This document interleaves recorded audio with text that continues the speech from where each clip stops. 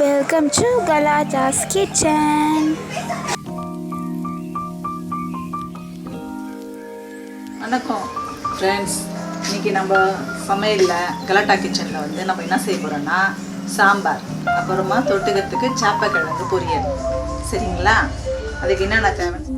துவரம்பருப்பு 200, பூண்டு 10 பல், ஒரு 1/2 டீஸ்பூன் வெந்தயம், 1 டீஸ்பூன் சீரகம், மிளகாத்தூள், இது நான் வீட்டில் வச்ச சாம்பார் தூள், அப்புறம் தாளிக்கு காஞ்ச மிளகாய், புளி, வெங்காயம் ஒன்று, பருப்பு வேக வைக்கிறதுக்காண்டி தக்காளி, இதை போட்டு நம்ம பருப்பு வேக வச்சிடறோம் முதல்ல. அதுக்கப்புறமா காய், கத்திரிக்காய், முள்ளங்கி, சின்ன வெங்காயம் போட்டு வதக்கிட்டு, அதுக்கப்புறம் இந்த காயெல்லாம் போட்டு வதக்கிட்டு நம்ம சாம்பார் தாளிக்க போகிறோம். சரிங்களா? இதில் வந்து எல்லாத்தையும் போட்டிருக்கோம். பருப்பு, வெங்காயம், தக்காளி, பூண்டு, சீரகம், வெந்தயம், மஞ்சத்தூள் இதெல்லாம் போட்டிருக்கோம். தண்ணி ஊற்றிருக்கோம். இப்போ நம்ம இது கூட கொஞ்சம் ஆயில் சேர்க்கணும். ஆயில் கொஞ்சம் 1 டீஸ்பூன் ஆயில் சேர்க்கணும். 1 டீஸ்பூன் நெய் சேர்க்கணும். பருப்பு வேக வைக்கிறதுக்கு, ஏன்னா பருப்பு நல்லா வெந்திருக்கும், அதே போல் வாசனையாகவும் இருக்கும், அதனால நெய்யும் எண்ணெயும் சேர்க்கணும்.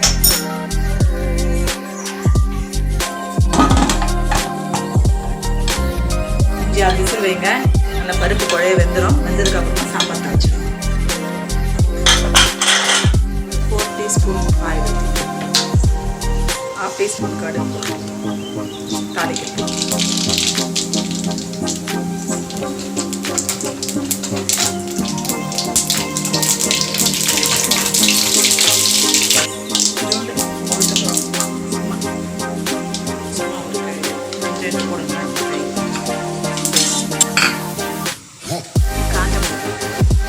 ஒரு 3 நம்பர்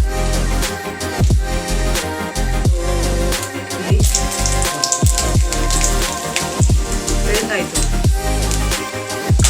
பூண்டு நம்ம பாருங்க. காய் எல்லாத்தையும் கட் பண்ணி வச்சுருக்கோம். கத்திரிக்காய் மட்டும் தண்ணியில் போட்டு வச்சுருக்கேன், எனக்கு கருத்துரும், அதனால் இப்போ போட்ட பாருங்க. அடுத்து பெருங்காயத்தூள்,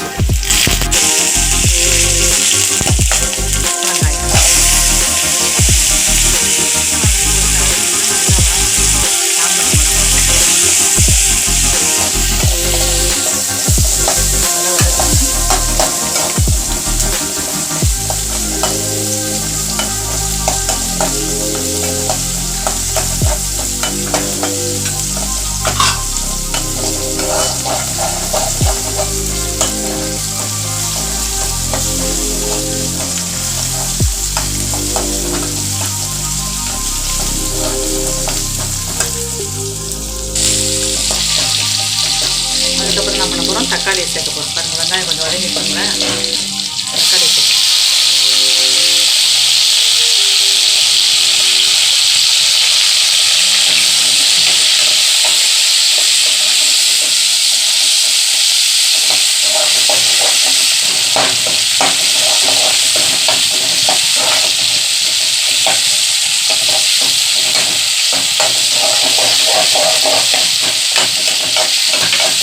தக்காளி கொஞ்சம் வதங்கணும்.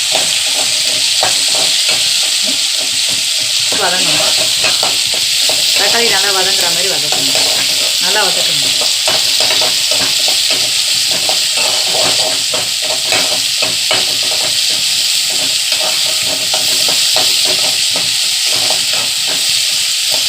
பாருங்க, வதங்கினதுக்கப்புறமா நம்ம என்ன பண்ண போகிறோம்? வெட்டி வச்ச காயெல்லாம் இறக்க போகிறோம்.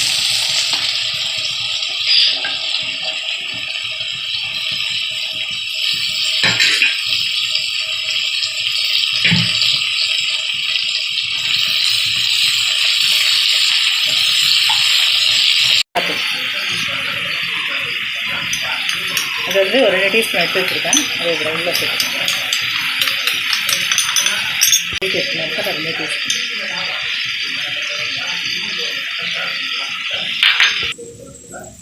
தேவையான அளவு கல் உப்பு,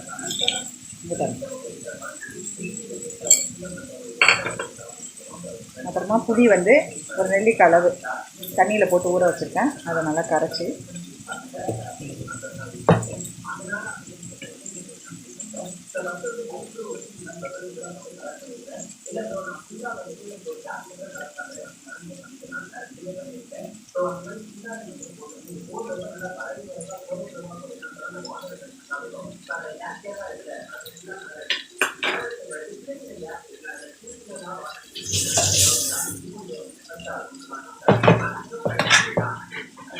கூடையை ஊற்றிட்டு நல்லா கலந்துக்கலாம்.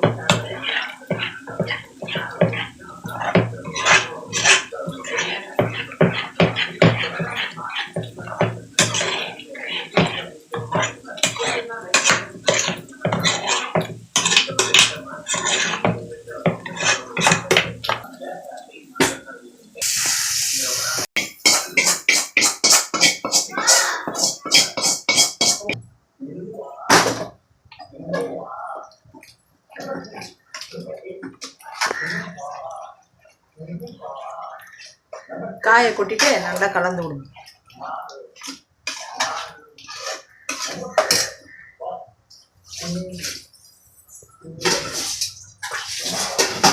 தேவையான அளவு தண்ணி ஊற்றிக்கணும். சாம்பாருக்கு எவ்வளோ தேவையோ, உங்களுக்கு எவ்வளோ தேவையோ அவ்வளோ தண்ணி ஊற்றிக்கோங்க.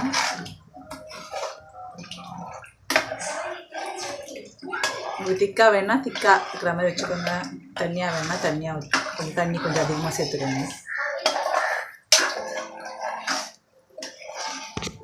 இந்த பாருங்க ஃப்ரெண்ட்ஸ், ரெடி ஆயிடுச்சு. இப்போ நம்ம மூடி ஒரே ஒரு விசில் வைக்க போகிறோம்.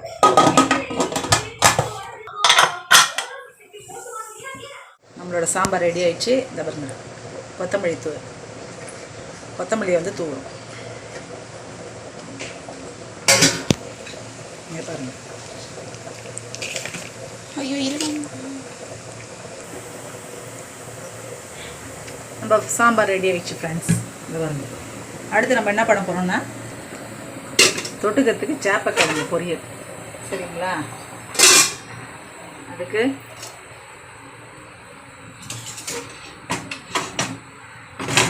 சேப்பக்கிழங்க நம்ம வந்து குக்கரில் போட்டிருக்கோம். தண்ணி ஊற்றி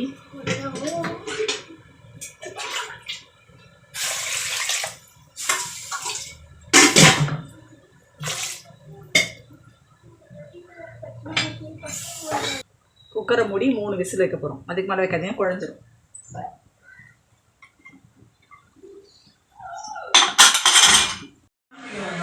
ஃப்ரெண்ட்ஸ், அப்புறமா நம்ம வந்து என்ன பண்ண போகிறோம்னா சேப்பக்கிழங்கு பொரியல் சொன்னோம் இல்லைங்களா, சேப்பக்கிழங்கு வறுவல்.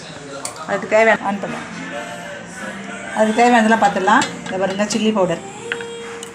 ரெண்டுமே சில்லி பவுடர் தான், வீட்டில் அரைச்சது. இது தனியாக வாங்கினது. மஞ்சள்தூள், சால்ட்டு, உப்பு, அதுக்கப்புறமா அரிசி மாவு 2 டீஸ்பூன், அப்புறமா வந்து கார்ன்ஃப்ளவர் மாவு 1 டீஸ்பூன். சரிங்களா? அப்புறம் எண்ணெய், பொரிக்க தேவையான அளவுக்கு எண்ணெய். இப்போ நம்ம என்னென்ன சேர்க்க போகிறோம்னு பாருங்கள் ஃபஸ்ட்டு. அப்புறம் புளி போட்டாச்சு.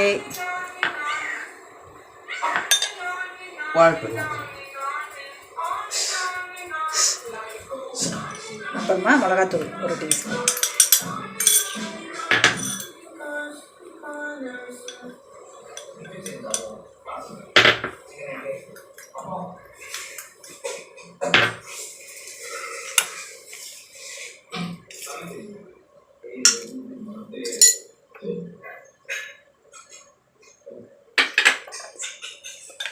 அரிசி மாவு, கார்ன்ஃப்ளவர் மாவு சொல்லியாச்சு முதல்ல.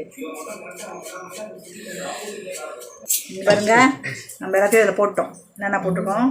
மஞ்சள்தூள், மிளகாத்தூள் போட்டிருக்கோம். அதுக்கப்புறமா கார்ன்ஃப்ளவர் மாவு, சால்ட்டு, அதுக்கப்புறம் அரிசி மாவு, அதுக்கப்புறமா புளி.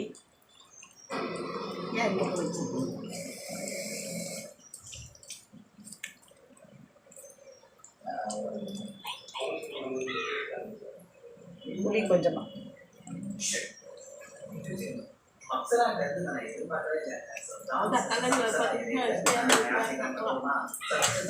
நல்லா கலந்துக்கணும்.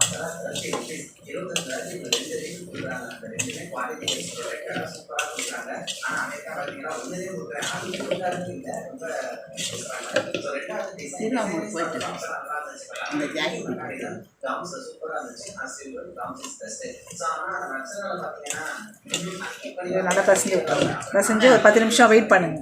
வெயிட் பண்ணுங்க. அதை பற்ற வச்சு தேவையான அளவு எண்ணெய் ஊற்றிக்கணும். பொரிக்க தேவையான அளவு எண்ணெய் ஊற்றிக்கணும்.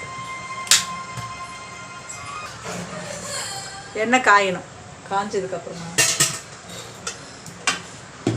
எண்ணெய் சூடாக நம்ம பசஞ்சு வச்ச காயை அதில் போட்டு பொரிச்சு எடுக்க போகிறோம். அவ்வளோதான். நல்லா கிறிஸ்பியாக இருக்கும். சாம்பார் தொட்டுக்கலாம். ரசம் சாம்பாருக்கு நல்லாயிருக்கும்.